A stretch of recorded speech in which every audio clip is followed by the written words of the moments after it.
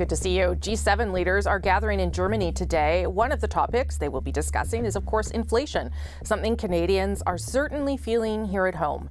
New data out last week shows inflation hit 7.7% in May, its highest level in almost 40 years, with big increases to the price of things like groceries and gas. On Friday, I spoke with Finance Minister and Deputy Prime Minister Chrystia Freeland about the government's response.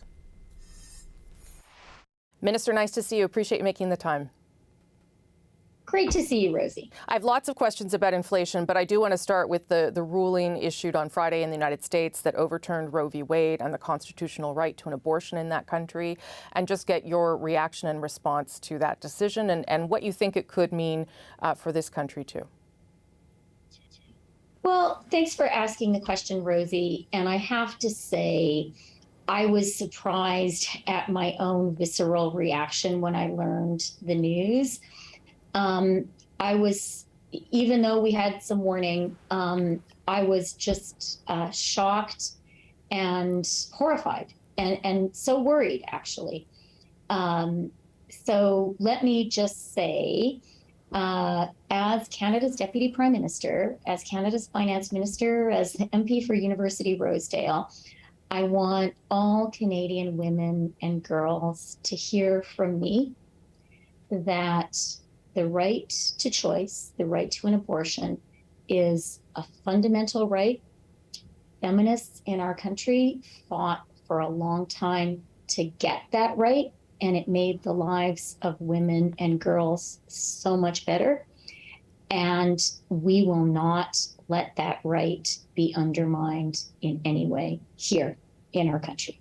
Okay, thank you for taking that question. I'll move on to another topic that Canadians are all deeply concerned about and really seeing every day, and that, of course, is inflation. You've talked about how in the budget you already had plans to deal with inflation, but at that time, did you foresee that it would be as high as it is now, 7.7%? And do you think those measures are still enough to deal with the level of inflation? Well, again, thank you for asking about inflation.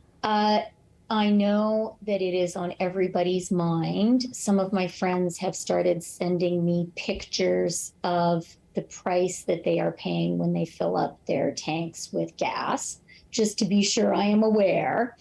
And I know that it's like there's sticker shock for Canadians now when they fill up their cars or their trucks, when they go to the grocery store.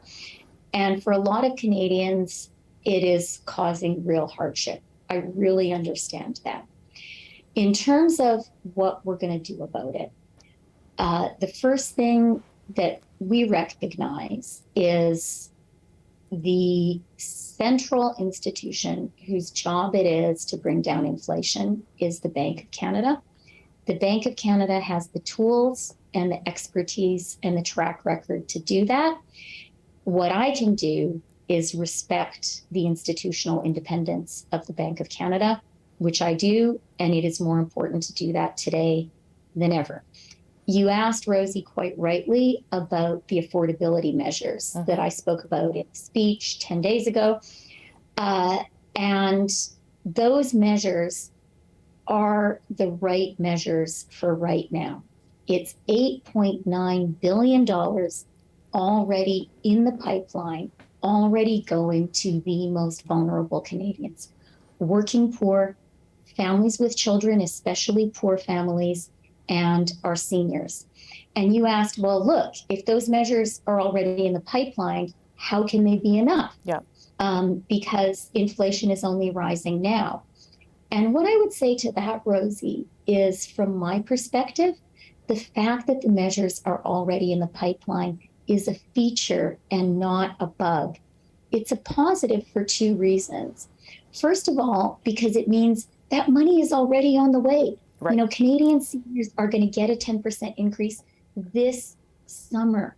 Working poor, the Canada Worker Benefit, it's something I believe in so much because someone who is working hard and has a job should be able to pay the bills. That benefit, the increase started to kick in April, up to $2,400 for a family of three. So it's good that that money is already out there. And then just quickly, finally, I am mindful when it comes to dealing with inflation. I have to strike a balance. One is supporting Canadians with affordability challenges, and the other is fiscal restraint, because I don't want to make the Bank of Canada's job harder than it already is. Right. And so with these measures, they're already in our fiscal framework. They're in our AAA rated fiscal framework. That's a good thing too. Okay, I want to make sure I get more than like 2 questions in, so let me follow up there. You've said before, and I think you referenced it there again, that it is what is happening right now, but you are open to the idea that it's possible more might be needed. What is the bar for that? Is it ongoing increases to inflation? Is it a prolonged period of time? Or is it just people saying to you, I can't live like this anymore, you've got to provide some help to, as you say, the most vulnerable Canadians? What will you be watching?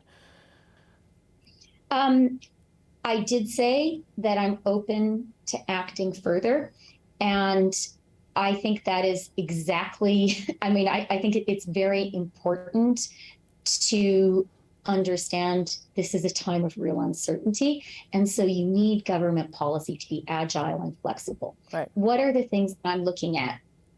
Affordability, how much things cost for people. Also, the strength of the economy.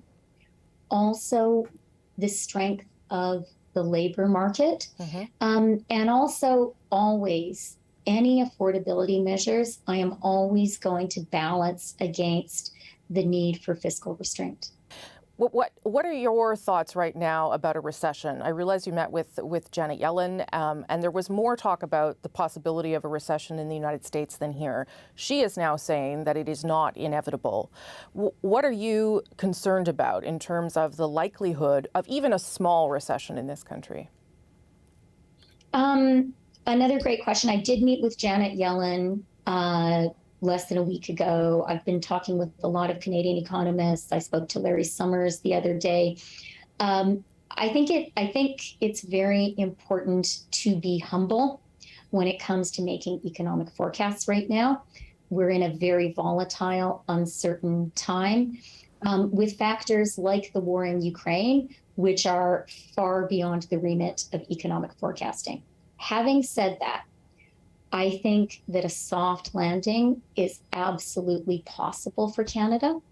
And I actually think of all countries in the G7, I would say of all the world's industrialized economies, Canada has a better chance of accomplishing this soft landing coming out of the COVID recession than any other country I can think of. Just quickly, what do you say to Canadians who are, planning summer vacations, maybe won't be able to go as far as they liked, and are just struggling right now, and who may be directing some of that frustration, rightly or wrongly, at you and your government? What do you say to them, Minister? I say it's okay to be mad. It's okay to be mad at me. I really understand that this is an incredibly challenging economic time. It's really, really hard for a lot of people. You talked about vacations, Rosie, and I think actually what makes it especially hard is a lot of people were looking forward to this summer as the kind of final moment of relief after COVID. Lots of people are getting married. They haven't seen their parents or grandparents for a long time. And then to have this high inflation environment, it is really awful. But what I will say is I have confidence in Canada and Canadians. And I really want people to know that I am very, very focused, first and foremost, on how Canadians are doing, on whether people can have a job and have a good job, on whether people can afford the cost of living, on whether people can have a good place to live, on whether kids can have a good place to go to school. And I really, really do believe that we have done a pretty good job as a country getting through COVID so far. The challenge is not over, but I truly believe that we're going to get through this together, and we're well positioned to do that. Minister, thank you for making the time. Have a good summer. I appreciate it. Great talking to you.